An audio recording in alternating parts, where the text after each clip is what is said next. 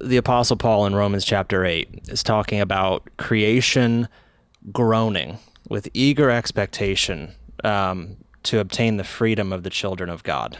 Maybe we can just read the verse right here. I have Romans chapter 8 pulled up. We'll just read this brief section here so that you can see. Romans chapter 8 and 19. For the creation waits with eager longing for the revealing of the sons of God. For the creation was subjected to futility, not willingly, but because of him who subjected it, in hope that the creation itself will be set free from its bondage to corruption and obtain the freedom of the glory of the children of God. So here's what needs to be said about this. This for Paul is all bound up with the resurrection, right? Redemption has implications for all creation. Okay. Now, where the 2K error is, and if you look at the way that, Van Drunen handles this particular passage with the dualistic perspective, the text really gets mauled and muddied, because in his perspective, it refers to a creation that is just meant to pass away, and it's meant to give way to the new creation. It's not meant to be redeemed. It's not meant to be restored. It's not meant to be reconciled to God. It's meant to be euthanized. It's going to pass away. There's nothing left. And guess what? There's good news, though. Our bodies do make it out. Right? So he maintains his Orthodox Christianity by allowing for the resurrection to be to be maintained here. But here's the thing. Creation is groaning with eager expectation for the children of God, which means that the calling of the Christian and the calling of God's people is to set life free unto the glory of God.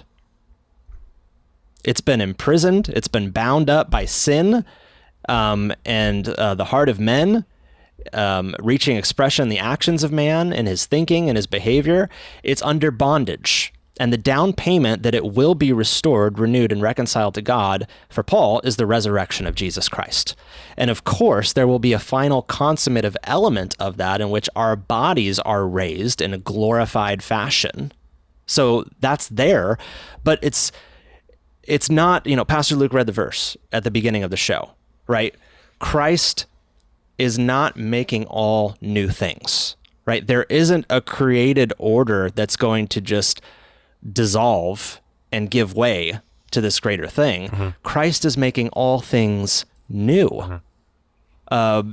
When you talk about the gospel, it's not just about redeeming our bodies. It's not just about that.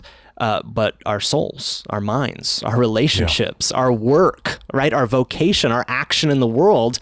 And Paul says elsewhere that foundation is built upon, and the fire tests those works. And ultimately our works, in some meaningful sense, because of the outline of the biblical narrative, creation, fall, and redemption, those works follow us into eternity in some meaningful sense.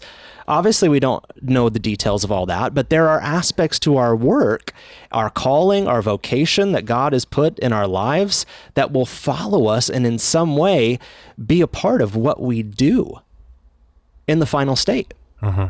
So our position in Romans 8 here, where was it? So verse 21, that the creation itself will be set free from its bondage to corruption and obtain the freedom of the glory of the children of God.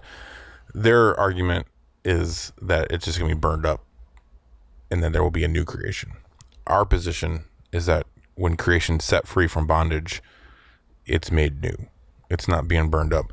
And then even verse 25. So a translation, what you do matters. Bingo.